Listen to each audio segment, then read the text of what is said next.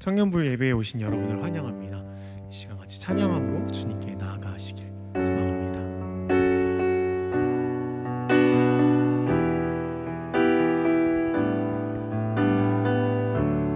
내 모습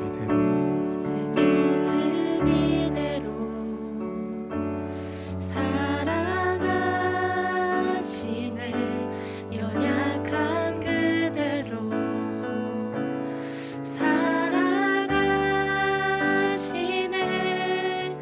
나의 모든 발걸음 주가 하시나니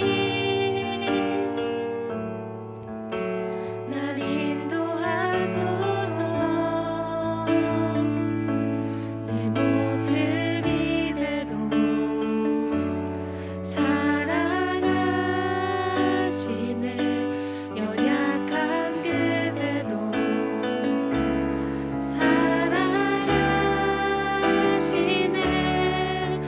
나의 모든 발걸음 주가 하시나니 날 인도하소서 주의 날개 아래 거하는 것 주의 임재 안에 거하는 것 나의 가장 큰 소망 나의 가장 큰 은혜 주 함께 동행하느니 주의 날개 아래 거하는 것 주의 임재 안에 거하는 것 나의 가장 큰 소망 나의 가장 큰 은혜 주와 함께 동행하느니 함께 고백할까요? 내 모습 이대로 내 모습 이대로 사랑하시네 연약한 그대로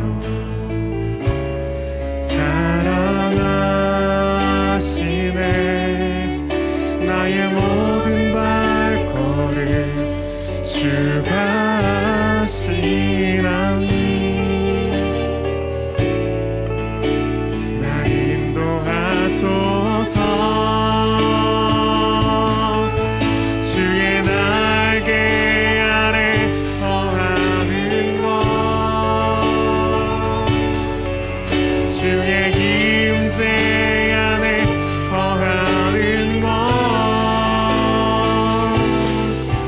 나의 가장 큰 소망 나의 가장 큰 은혜 주와 함께 동행하느니 주의 날개 아래 거하는 것 주의 임재 안에 거하는 것 나의 가장 큰 소망 나의 가장 큰 은혜 주와 함께 동행한 주의 날개 아래 거하는 것 주의 날개 아래 거하는 것 주의 임재 안에 거하는 것 나의 가장 큰 소망 나의 가장 큰 은혜 주와 함께 동행하느니 주의 날개 아래 거하는 것 주의 임재 안에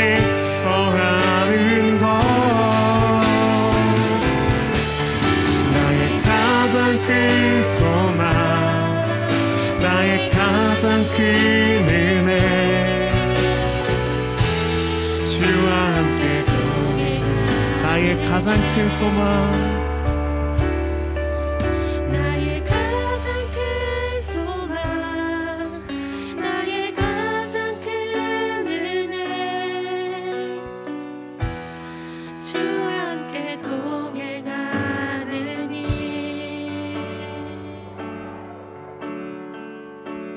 주님은 우리와 항상 동행하십니다. 그런 주님은 우리를 있는 모습 그대로 내 모습 그대로 받아주시는 하나님이십니다. 우리가 그런 주님을 알고 항상 동행하는 삶 살 수 있게 해달라고 이 시간 나와 동행하시는 하나님을 위해 기도하시길 원합니다. 기도하시겠습니다.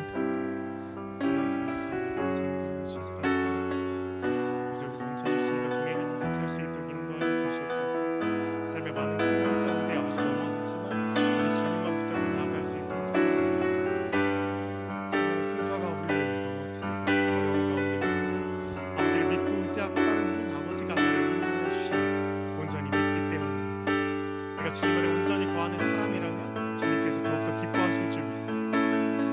어떤 상황 가운데서도 어떤 가운데서도 주님의 이름을 빛낼 수 있는 주님의 영광된 사람이라면 주님께서 항상 언제나 기뻐해 주실 줄 믿습니다. 그래서 내가 그러기 위해 주님과 항상 동행하는 삶 살 수 있도록 인도해 주시옵소서. 주님 항상 동행하는 삶 살 수 있도록 도와주시옵소서. 이 시간 사도신경으로 우리의 신앙을 하나님께 고백하시겠습니다. 나는 전능하신 아버지 하나님 천지의 창조주를 믿습니다. 나는 그의 유일하신 아들 우리 주 예수 그리스도를 믿습니다.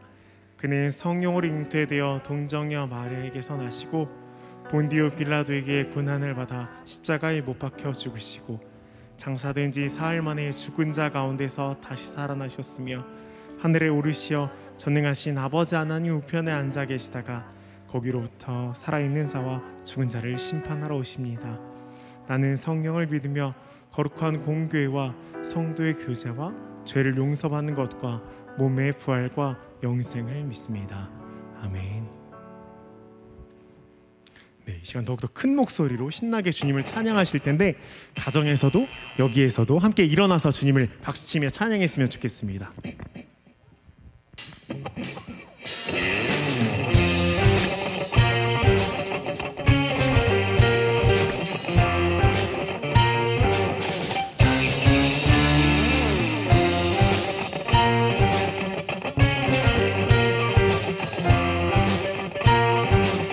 빈들의 마른 풀같이 빈들의 마른 풀같이 시들은 나의 영혼 주님이 약속한 성령 간절히 기다리네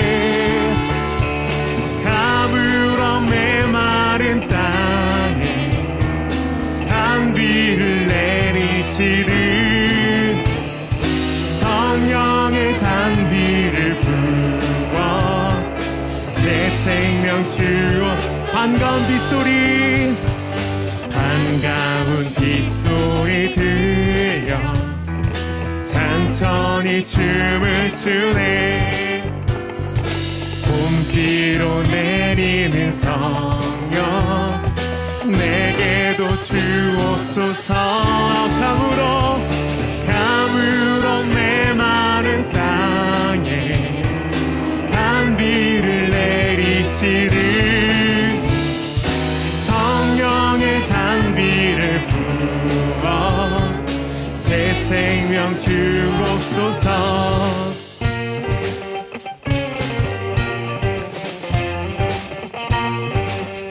철 따라 우로를 내려 조목이 무성하니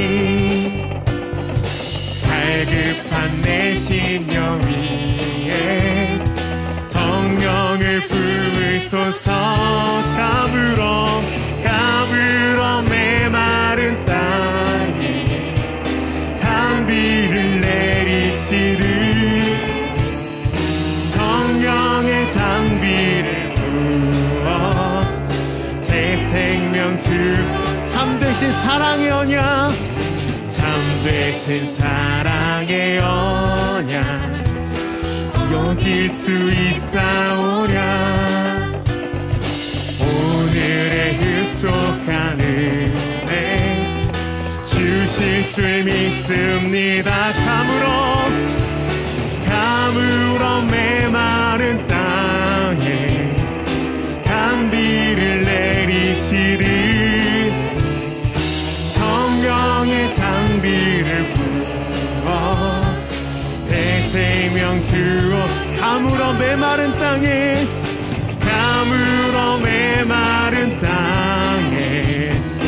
단비를 내리시리 성령의 단비를 부어 새 생명 주옵소서.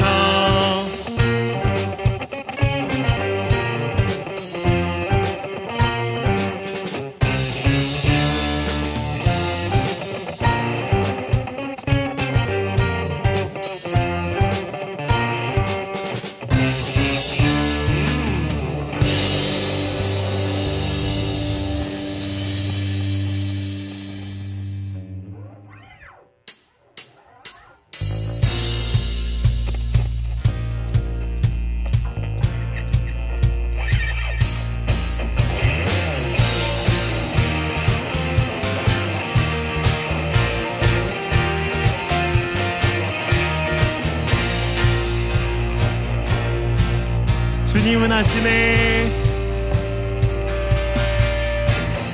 주님은 하시네 주 사랑하는 마음 이전보다 더 주님 알기 원해 내 마음 다하여 주님께 고백해 주님만 위해 내 삶 드리기 원해 위대하신 왕 내 맘에 한 소망 언제나 주와 함께 언제나 주와 함께 예수 나의 영혼의 구세주 영원 무궁히 주님만을 나 찬양하리 주님은 하시네 주님은 하시네 주 사랑하는 마음 이전보다 더 주님 알기 원해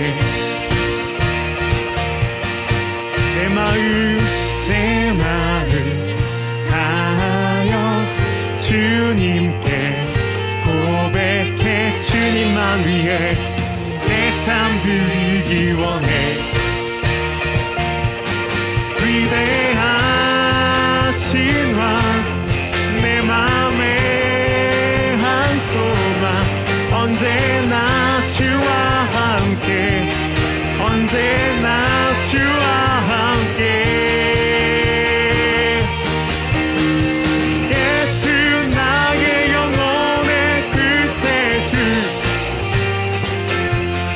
영원 무궁히 주님만을 나 찬양하 예수 나의 영혼의 예수 나의 영혼의 구세주 영원 무궁히 주님만을 나 찬양하리 위대하신 왕 내 맘에 한 소망 언제나 주와 언제나 주와 나 주와 언제나 주와 언제나 주와 함께 언제나 주와 함께 예수 나의 영혼의 구세주 영원 무궁히 주님만을 나 찬양하리 예수 나의 영혼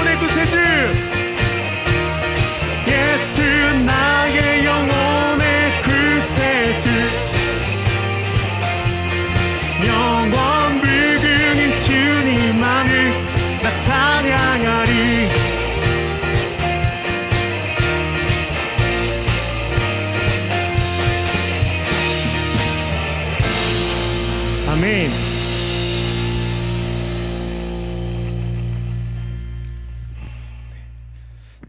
이 시간에는 오래된 찬양으로 함께 찬양해 볼 텐데요. 다른 곡에서도 계속 찬양의 가운데 성령이 오시고 예수님은 우리 가운데 구세주가 되심을 믿는 찬양들입니다. 힘든 시기 가운데 더 하나님을 의지하고 성령님과 동행하는 삶을 사는 크리스찬이 되길 간절히 소망하며 이 찬양을 함께 부르겠습니다.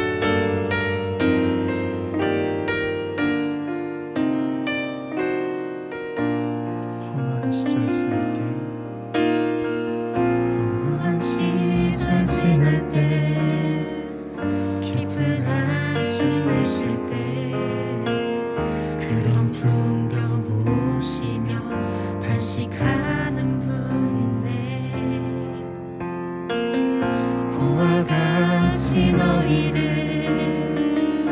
버려두지 않으니 내가 너희와 영원히 함께하리라. 성령이 오셨네. 성령이 오셨네. 성령이 오셨네. 내 주에 보내신 성령이 오셨네. 우리 인생 가운데 친히 찾아오셔서 그 나라 꿈꾸게 하시네. 억눌린 자 갇힌 자, 억눌린 자 갇힌 자, 자유함이 없는 자, 피난처가 되시네. 성령님 계시네. 주의 영이 계신 곳에 참 자유가 있다네. 진리의 영이신 성령이 오셨네. 성령이 오셨네. 성령이 오셨네. 내 주에 보내신 성령이 오셨네. 우리 인생 가운데 친히 찾아오셔서 그 나라 꿈꾸게 하신 성령이 오셨네. 성령이 오셨네. 성령이 오셨네. 내 주에 보내신 성령이 오셨네. 우리 인생 가운데 친히 찾아오셔서 우리 가슴에 손을 올리고 주님을 더 찬양해 볼까요? 성령이 오셨네. 성령이 오셨네. 성령이 오셨네. 내 주에 보내신 성령이 오셨네. 우리 인생 가운데 친히 찾아오셔서 그 나라 꿈꾸게 더욱더 큰 목소리로 성령이 오셨네. 성령이 오셨네. 성령이 오셨네. 내 주에 보내신 성령이 오셨네.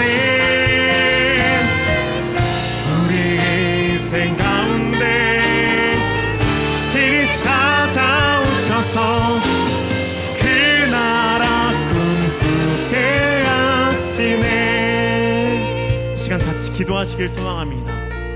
이 시간 같이 기도하실 때는 우리가 성령님이 우리 삶에 오셔서 우리가 이렇게 어둡고 답답하고 힘든 세상 가운데서도 주님 안에서 참 자유를 누리며 살아가는 사람들이 되길 원합니다.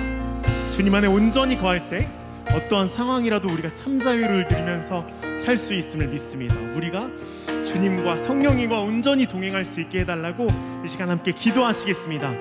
사랑의 아버지 감사합니다. 아버지 우리가 온전히 주님과 함께 동행하며 사는 삶 살 수 있도록 인도하여 주시옵소서.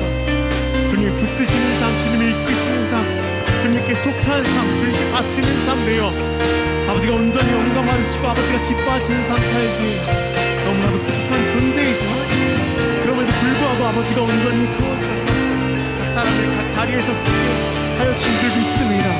아버지 온전히 붙잡으시고 한 사람들 인도하여 주시옵소서.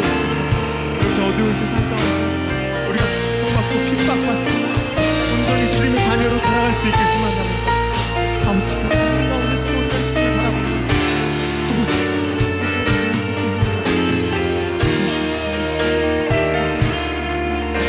아버지 온전히 인도하여 주시옵소서. 온전한 인도하시옵소서.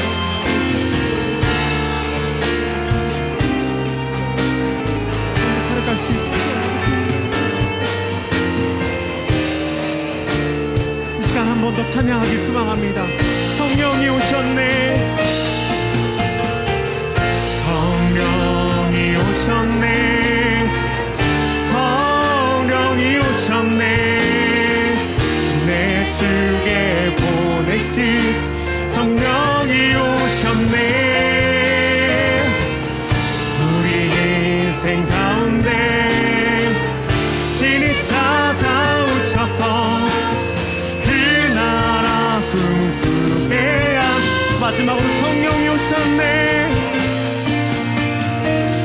성령이 오셨네, 성령이 오셨네, 내 주께 보내신 성령이 오셨네.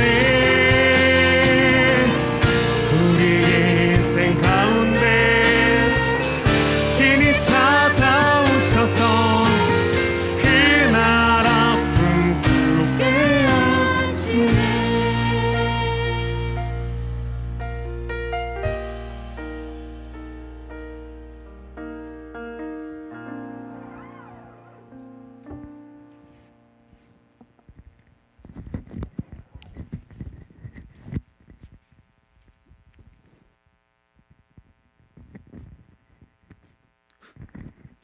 기도하시겠습니다.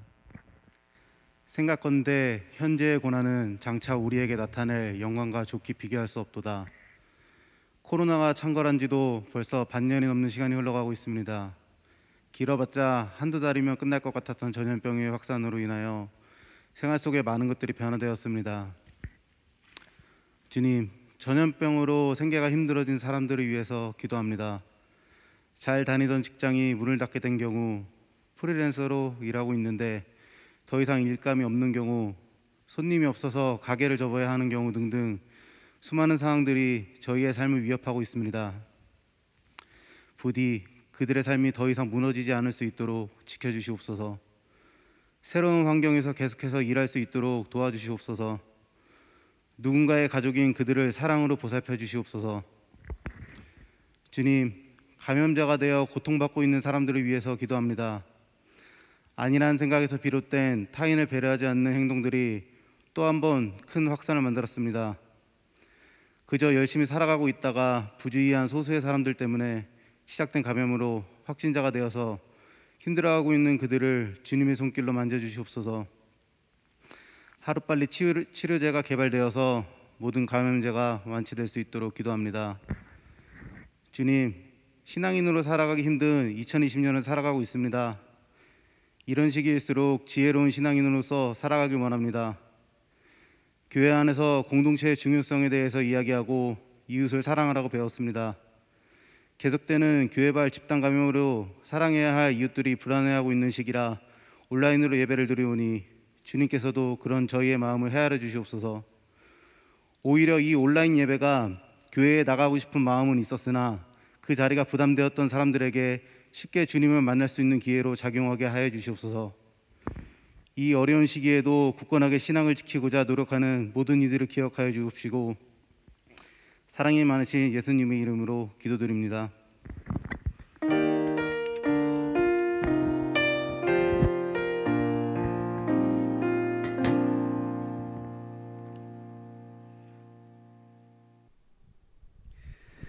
청년 예배에 오신 모든 청년 여러분들 주님의 이름으로 환영합니다. 온라인에서 함께 예배드릴 청년들도 함께 저 멀리 있는 청년들과 인사를 나누시면 좋겠습니다. 반가운 인사 감사합니다. 오늘 하나님께서 우리에게 주시는 말씀은 마태복음 6장 11절의 말씀입니다. 마태복음 6장 11절 한 절의 말씀이라 다 함께 합독하시겠습니다. 오늘 우리에게 일용할 양식을 주시옵고. 아멘. 갑작스럽게 일자리를 잃게 되었을 때에 무슨 생각을 제일 먼저 하나요? 당장 다음 달을 어떻게 살아갈지 고민이 되다 보면 내가 실업급여를 받을 수 있을까? 이게 가장 먼저 드는 생각일 겁니다. 내가 일하는 기간이 내가 고용보험에 가입한 그런 것이 조건에 맞는지 따져보게 됩니다. 그 전까지는 그냥 그런 게 있구나 싶었지만 정말 그런 일이 닥치면 아주 중요한 일이 됩니다. 고용보험 가입 이력은 180일 이상. 근데 이게 주말과 휴무를 빼야 되니까 실질적으로는 퇴직 전 18개월간 고용보험에 가입되어 있어야 합니다. 몇 달이라도 그걸 받는 것이 얼마나 큰 힘이 되는지 받아본 사람들은 다 알고 있습니다. 사람들은요 되게 갑작스럽게 일자리를 잃거나 할 때를 대비해서 한 6개월 정도를 쓸 수 있는 금액을, 우리 가족들이 매달 쓰는 그 금액을 6개월 정도를 저축하는 것을 권장합니다. 그래야 혹 어떤 일이 생기더라도 너무 조급하지 않게 그 다음 행보를 준비할 수 있기 때문입니다. 그럼 우리 청년 여러분, 얼마나 저축하고 살고 계신가요? 저축 통장에는 몇 달치쯤 들어있나요? 성경에서 과연 얼마만큼 저축을 장려하는지 들어보셨나요? 성경이 말하는 저축의 기준은 뭘까요? 첫 번째 이야기를 해봅시다. 출애굽기 16장은요. 이스라엘이 광야 생활을 할 때 하나님께서 만나와 메추라기를 보내주셨던 것을 기록하고 있습니다. 하나님께서 배고파서 불평하는 이스라엘 백성들에게 만나를 내려주시거든요. 16장 19절에 보면 모세가 이스라엘 백성에게 이 만나에 대한 지침을 하나 내려주는데 그들에게 이르기를 아무든지 아침까지 그것을 남겨두지 말라라고 전합니다. 그러면 이스라엘 사람들은 만나를 얼만큼 가져가야 했을까요?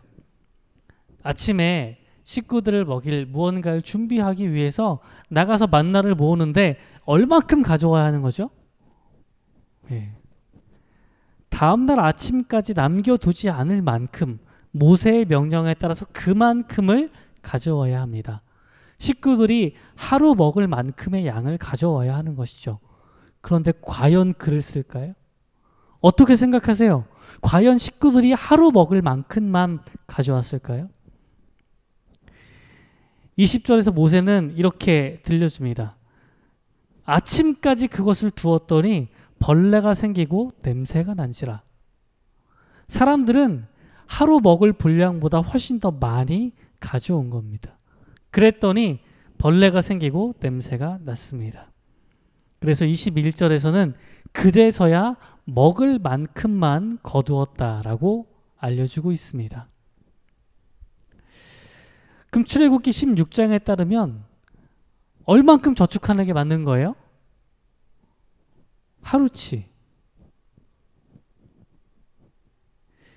그런데 이 하루 저축의 규칙은요, 광야에서만 가능한 거예요.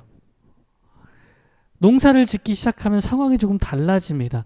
광야에서는 하나님께서 만나와 메추라기를 매일 주셨기 때문에 그 다음 주실 것까지 사이가 하루밖에 되지 않았어요. 가장 길 때가 이틀. 안식일에 일을 하지 않기 위해서 안식일 전날은 이틀 분치를 가져가도 썩거나 벌레가 생기지 않았거든요. 그런데 이스라엘이 가나안 땅에 가서 농사를 짓기 시작하자 한 번 수확물을 거두면 다음 수확물을 거둘 때까지 길이가 상당히 길어지게 됩니다. 저축하고 종자를 보관했다가 다시 내년에 사용해야 되는 이 순환 과정은 하루 일수가 없겠죠. 그러면 이스라엘이 정착한 이후에는 어떤 상황이 벌어졌을까요? 누가복음 12장에서는 부자의 이야기가 비유로 등장합니다.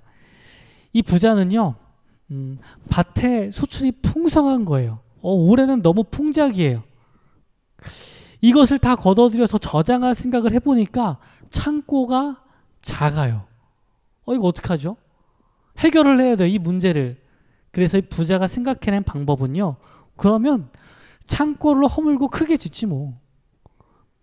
더 큰 창고를 지어서 이 풍성한 소출을 다 저장하면 뭐 몇 년간 전혀 근심이 없을 거야. 흉년이 와도 근심이 없고 뭐 곡식값이 뛰어도 근심이 없을 거야. 그러면 많이 저장해 놓았으니까 평안히 쉬고 먹고 마시고 즐거워하면 되지 뭐 라고 생각합니다. 예수님께서 이 비유 끝에 들려주신 이야기는 하나님께서 이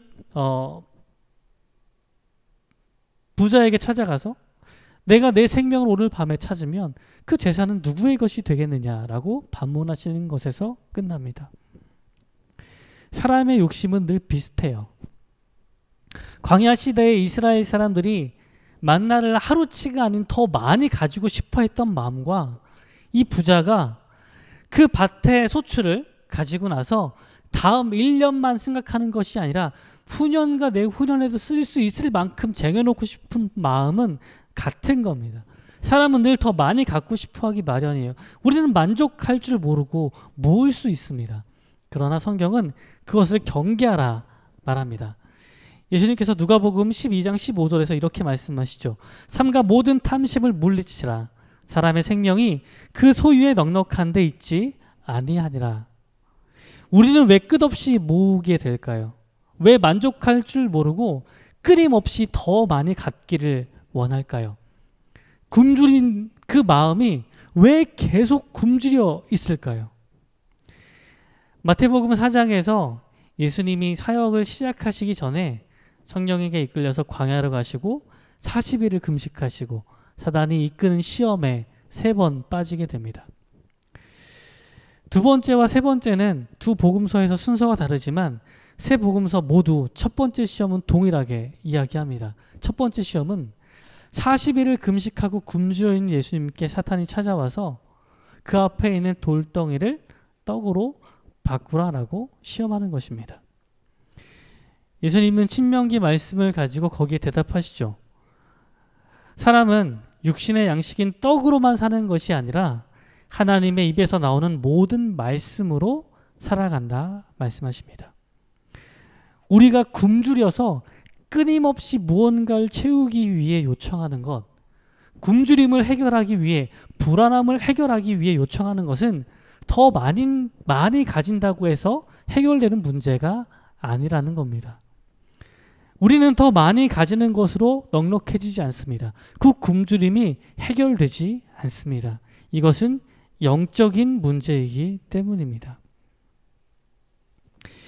요즘에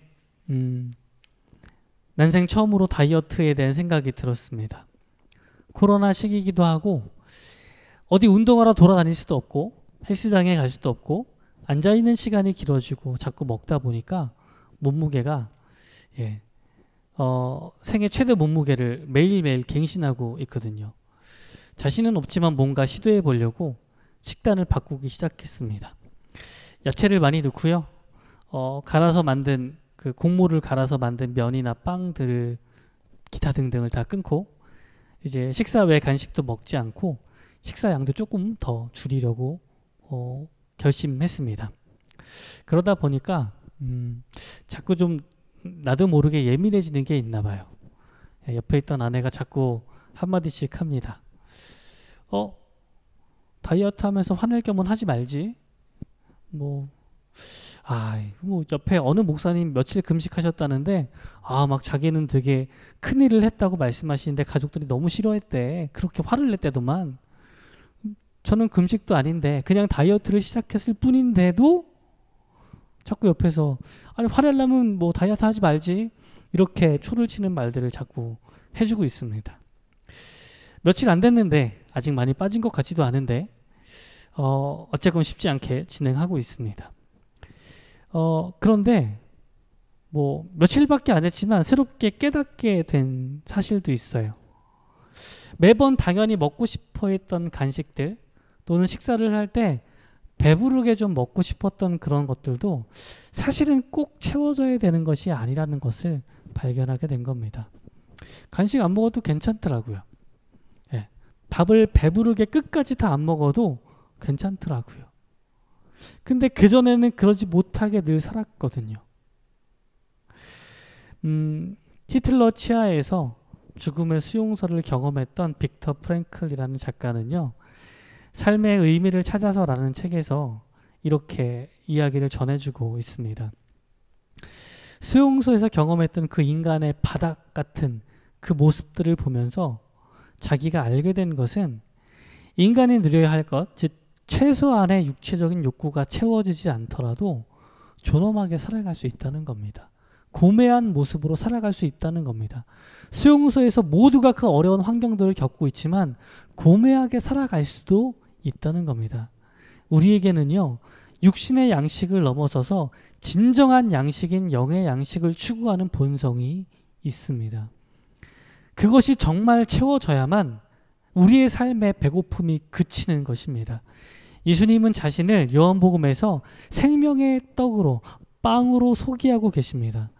예수님께서 우리에게 알려주신 성찬에서는 그 예수님의 피와 그 몸인 빵을 먹는 일들을 통해서 우리에게 그것을 먹으라 말씀하고 계십니다. 우리의 육신을 배부르게 만드는 그러한 먹을 것으로 채울 수 없는 것을 하늘로부터 온 빵인 그분을 먹으면서 정말 우리의 채움은, 우리의 그 굶주림과 우리의 부족함이 어떻게 채워지는지를 알라고 말씀하시는 겁니다. 성찬은 그 하나님의 나라, 그곳에서 열릴 식사를 미리 체험하면서 우리가 그리스도의 몸과 그 말씀을 먹는 일이 그분의 제자가 되고 그분을 따라서 예수 그리스도로 충만하게 살아가는 방법임을 잘 알려주는 것입니다. 말씀을 정리하며 적용해 보고자 합니다. 오늘 간구는 일용할 양식을 달라고 간구합니다. 일용할 양식은요, 지나치게 모으려고 하는 것을 금지하는 거예요. 이스라엘이 광야에서 지나치게 모으려 했던 것은, 또는 이 부자가 자기의 소출을 지을 창고를 더 크게만 짓고 싶어 했던 것은 두 가지의 문제가 있습니다. 첫 번째는 하나님에 대한 불신이에요. 만나는 하나님께서 내일 아침에도 또 내려주기로 하셨는데 오늘 내일 없으면 어떡해? 하나님께서 내일 주시기로 약속하셨는데 내일 나갔더니 만나가 없으면 어떡하지? 그럼 오늘 더 많이 갖고 와야지. 혹시 모르니까. 이것이 불신이죠. 하나님께서 채워주기로 하셨는데 그것을 믿지 않는 겁니다. 하나님께서 먹을 것을 주신다는 것을 믿으면요, 하루치 이상을 가져갈 필요가 없습니다. 두 번째는요, 이웃에 대한 배려가 없는 거예요. 하나님께서 만나를 얼마나 주셨는지 사실 아무도 몰라요. 아침에 일어나서 가지러 가면요, 만나가 들판 가운데 이렇게 흩어져 있을 거예요. 근데 그 만나 전체 양이 얼만큼 되는지, 지를 치고 있는 이스라엘 백성을 다 먹일 만큼 되는지, 그보다 딱 맞는지 부족한지는 전혀 알 수 없어요. 그런데 아침에 먼저 간 사람들은 어떤 유혹을 받아요? 우리 가족이 풍성하게 먹을 만큼 더 많이 챙겨오고 싶은 거죠. 양이 많은지 딱 맞는지 모르고, 만약에 내가 몇 가정이 먹을 걸 다 챙겨갔는데 양이 딱 맞으면 어떤 일이 발생할까요? 늦게 나온 사람들이 가져갈 게 없어요. 그런데 이 들판을 보고 사실 그것을 판단할 수 없거든요. 내 욕심에 이끌려서 그것을 다 가져가게 되면 사실 어떤 일이 발생할지도 모르냐면 늦게 나온 우리의 이웃들이 가져갈 만나가 없을지도 몰라요. 이 사람이 지나치게 모으려고 하는 것에는 그 불안한 마음 가운데 지나치게 모으다 보면 이웃에 대한 배려가 다 사라져 버립니다. 이것이 두 번째 문제였어요. 예수님께서 말씀하신 비유에 나오는 이 부자도 마찬가지입니다. 하나님께서 그에게 필요한 것들을 주실 거거든요. 하나님의 말씀에 따라 살아가는 사람에게 필요한 것을 공급해 주실 건데 하나님께서 약속하신 것보다 당장 내 지금 소출이 많으니까 쟁여놓고 싶은 거예요. 안전하게 쟁여놓고 싶은 거예요. 내년 하나님께서 어떻게 복을 주실지 모르니까 일단 쟁여놓고 싶은 거죠.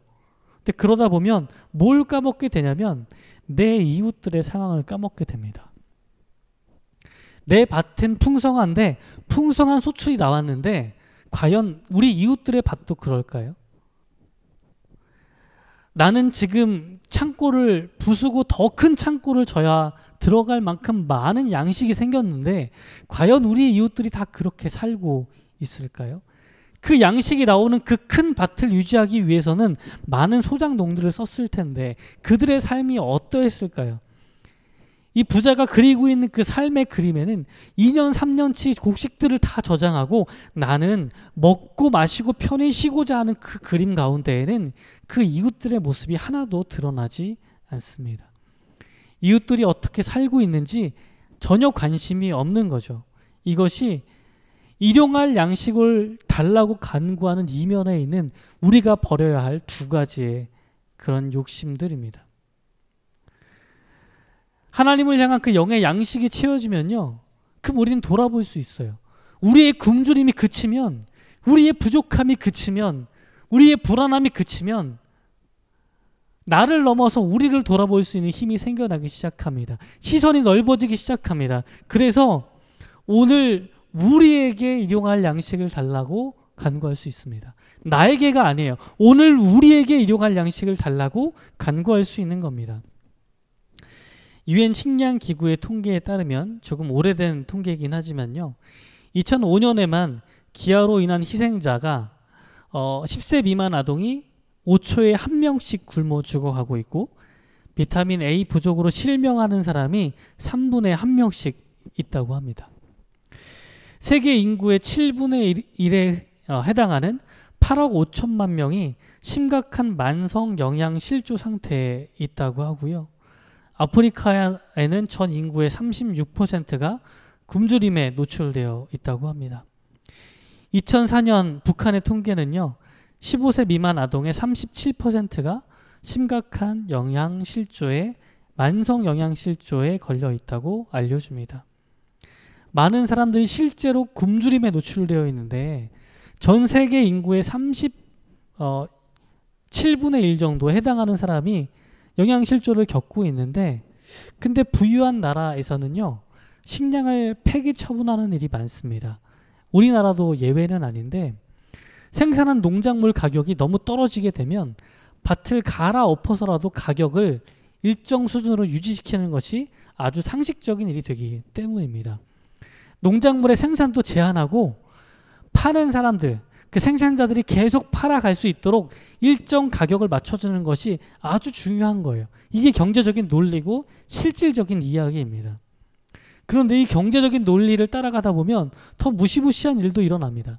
세계 인구의 7분의 1이 굶주려 있지만 이 유가가 한참 뛸 때는요, 워낙 유가가 비싸니까 바이오 디젤이 한참 각광을 받았었거든요. 바이오 디젤은 옥수수를 비롯한 식량을 연료로 바꾸는 겁니다.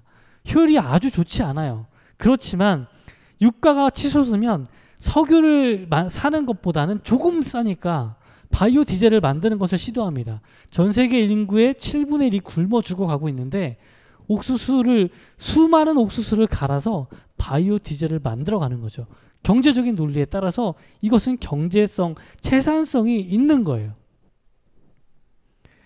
우리의 주변의 사람들을 돌아보게 된다면 과연 이런 일이 마땅할까요?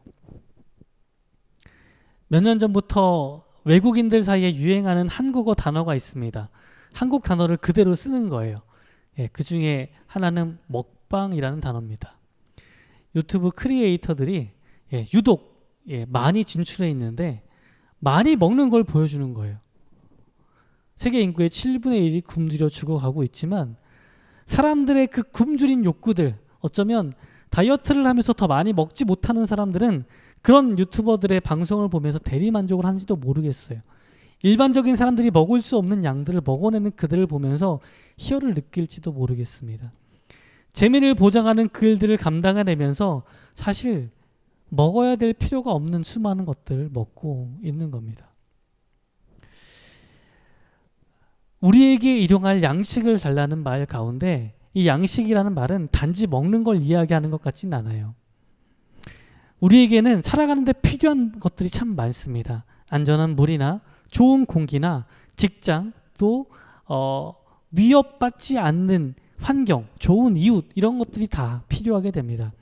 하지만 이 온실 효과에 따른 기후 변화만으로도 우리는 이미 많은 것들을 잃어버리고 있습니다. 식량 부족 사태가 기후 변화 때문에 매번 일어나고 있고요. 사막화가 가속화되고 있고 황사가 더 심해져 가고 있습니다. 해수면 상승이 잇따르고 있고요. 이상 기온으로 많은 어려운 일들이 세계 곳곳에서 일어나고 있습니다. 오래된 통계지만 1991년 통계에 따르면 전 세계의 육지의 4분의 1, 경작 가능한 건조지대의 약 70%가 사막화를 겪고 있고요. 좀 알기 쉽게 우리에게 다가오는 말로 바꾸면 사하라 사막의 남부 일대, 이 사헬 지방이라고 부르는 이곳이 매년 사막이 5에서 10km 정도씩 확장되고 있다고 합니다. 변해가고 있어요. 우리에게 안전한 물, 좋은 공기, 안전한 직장, 좋은 이웃이 무척 중요합니다. 그러려면 나의 경제적인 이익과 나의 불안함을, 나만 좋은 공기, 나만 안전하고 깨끗한 물, 나만 좋은 직장, 나만 안전한 곳에서 거주하는 것을 넘어서서 우리에게 벌어지고 있는 것을 볼 수 있는 눈이 필요합니다. 그것은요, 우리의 끊임없는 배고픔을 해결해내야만, 끊임없는 안전에 대한 욕구를 해결해내야만 가능한 일입니다. 그것은 어떻게 일어나냐면 육신의 먹거리를 넘어서 영적인 굶주림을 해결해낼 때에만 가능한 변화입니다. 그리스도의 말씀으로, 그리스도로 먹고 사는, 그분의 몸을 먹고 사는 일이 일어날 때에만 우리는 우리의 시선을 돌려서 우리에게 무엇이 필요한지, 우리에게 무엇을 지금 주어야 하는지, 그러기 위해서 무엇을 해야 하는지 바라볼 수 있기 때문입니다. 지금은 코로나19가 제2차 대유행을 맞는 시점에 있습니다. 많은 사람이 병원에 가야 할 일이 훨씬 더 많아진 상황이지만 한편으로는 지금 많은 의사들이 진료를 거부하고 있는 가운데에도 있습니다. 정부의 의대 정원 확장과 또 여러 가지 정책들이 그들의 밥그릇을 건드리는 일이 발생했기 때문입니다. 밥그릇을 지키기 위해서 진료를 거부하는 그런 일들이 의사들에게 일어난 것을 참 안타까운 일이겠죠. 환자들의 생명과 치료받아야 할 그 긴급함을 볼모로 삼아서 의사들이 진료를 거부하고 있는 이 사태가 너무나 안타깝습니다. 그런데 이것은 비단 의사들만의 문제는 아닐 겁니다. 어떤 이익 집단이든지 자신들의 밥그릇 문제를 건드렸을 때에 이보다 더 격렬하게 반응하지 않을 것이라고 기대할 수는 없습니다. 그러면 이 굶주림을 더 갖고자 하는 욕망을, 그 불안함을 해결하고자 하는 그 욕망을 어떻게 해결할 수 있겠습니까? 우리는 그것이 하나님을 따라가는 영적인 목마름을 채우는 것에서 시작된다고 믿습니다. 하나님께로부터, 그리스도로부터 흘러나오는 그 충만함이 우리의 시선을 뒤바꾸는 겁니다. 더 이상 굶주림에 매달리지 않고 안전함에 매달리지 않고 하나님을 신뢰하며 살아갈 때 우리는 주위를 돌아볼 수 있는, 이웃을 돌아볼 수 있는 사람이 되기 때문입니다. 오늘 예수님께서 가르쳐 주신 기도는 오늘 우리에게 일용할 양식을 달라고 간구합니다. 이것은 첫 번째로 하나님이 아닌 다른 것으로 우리의 굶주림을, 우리의 불안함을 해결하려는 그런 잘못된 생각에서 벗어나게 간구하는 것입니다. 두 번째로는 오늘 하루를 가득 채울 그리스도의 몸, 그 양식, 그리스도의 말씀을 먹어서 하나님의 뜻대로 충만하게 살아갈 수 있기를 간구하는 것입니다. 이 욕망의 시대, 욕망을 부추기는 시대에, 그것을 합리화하는 이 시대에 오늘 우리에게 일용할 양식을 구하며 주님의 뜻을 구하는 청년들이 되시기를 주님의 이름으로 축원합니다. 기도하겠습니다. 하나님, 전염병이 유행하는 시대에 또 나의 이익을 안전을 지키기 위해서 사람의 생명 또한 볼모로 잡을 수 있는 이 시기에 하나님, 우리는 이 비참한 시기에 살아가고 있습니다. 더 많이 갖고자 하는 숨길 수 없는 이 욕망들을 주님 어떻게 해결해야 되겠습니까? 주님, 우리의 굶주림이 더 많은 것들을 가지는 것으로 소유의 넉넉함으로 해결될 수 없다는 것을 깨닫게 하여 주시옵소서.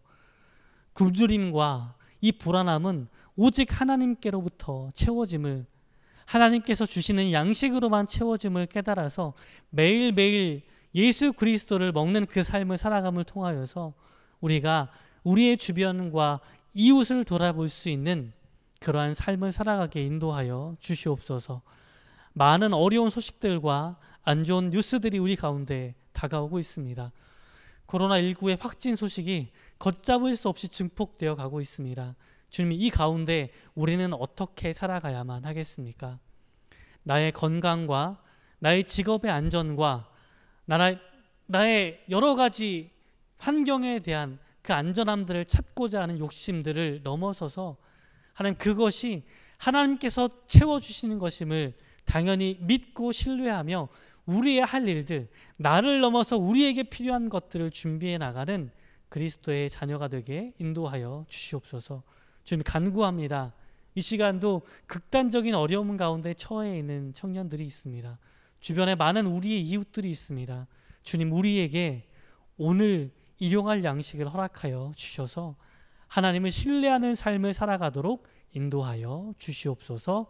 이 모든 말씀 예수님의 이름으로 기도드립니다. 아멘. 지금은 준비하신 예물을 하나님께 올려드리는 시간을 갖겠습니다.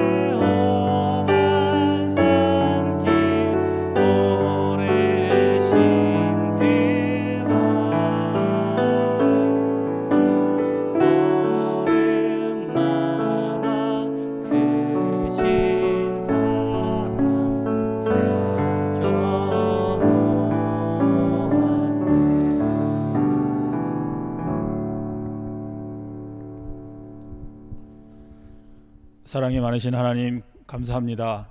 한 주간도 저희들을 지켜주시고 이 시간 저희들을 예배 자리에 나오게 하셔서 아버지께 예배드리게 하심을 감사드립니다.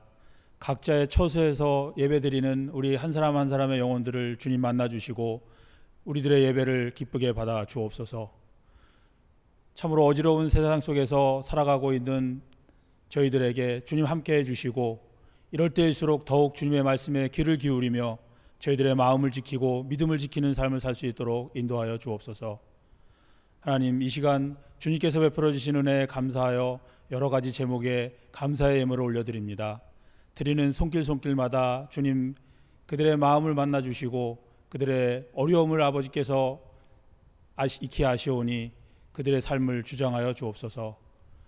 저희들이 드리는 이 예물이 주님께서 기쁘신 곳에 사용되어질 수 있도록 인도해 주시고 예배를 돕는 많은 예배위원들의 아버지 하나님 정성과 사랑을 받아주시고 그들에게 아버지께서 주시는 특별한 사랑을 누릴 수 있는 은혜를 허락하여 주옵소서. 감사드리며 예수님 이름으로 기도드립니다. 아멘. 이 시간은 주님 가르쳐 주신 기도로 예배를 마치도록 하겠습니다. 하늘에 계신 우리 아버지, 아버지의 이름을 거룩하게 하시며 아버지의 나라가 오게 하시며 아버지의 뜻이 하늘에서와 같이 땅에서도 이루어지게 하소서. 오늘 우리에게 일용할 양식을 주시고 우리가 우리에게 잘못한 사람을 용서하여 준 것 같이 우리 죄를 용서하여 주시고 우리를 시험에 빠지지 않게 하시고 악에서 구하소서. 나라와 권세와 영광이 영원히 아버지의 것입니다. 아멘.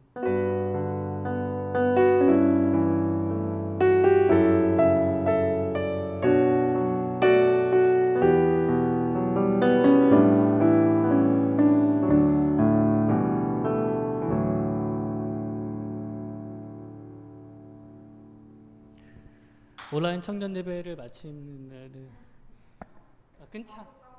아니야. 끊자.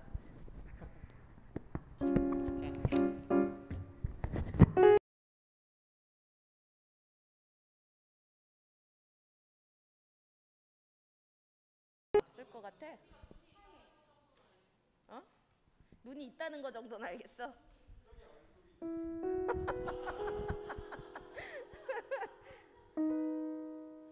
됐어요?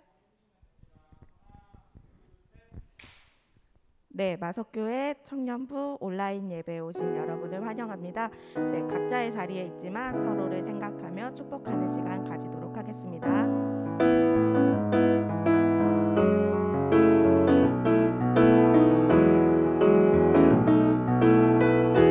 하나님의 사랑이 당신의 삶 가운데 가득하기를 축복합니다. 하나님의 은혜가 우리 가운데 가득하길 기도합니다. 다시 한번. 하나님의 사랑이 당신의 삶 가운데 가득하기를 축복합니다.